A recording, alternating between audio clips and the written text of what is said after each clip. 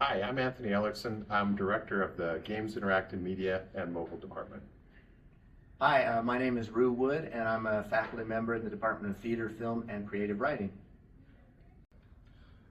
Welcome, this is the GIMM Lab, and so about half the classes that you'll take in the minor will happen here, and the things that we're going to teach you are 2D animation, basic programming and integration into game engines, Unreal Engine, which is used behind a lot of the special effects in Hollywood, and then we'll also teach you things like motion capture, photogrammetry, and basically inclusion of 360 video into virtual reality environments. Very cool. And so the other half of the equation is the film program. And so the classes that you'll take in film, you'll learn about some basic storytelling, which is maybe one of the hardest things I've ever studied. So it's really important to learn that stuff, but you'll do that in screenwriting.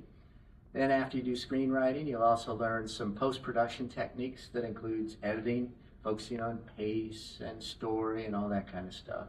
And then you'll also take some classes where you'll learn a little bit about directing, like how to work with actors and how to take all those stories and build them into these really cool environments that will be kind of the storytelling of the future. So we're pretty excited about the program from our side and can't wait to see students in there.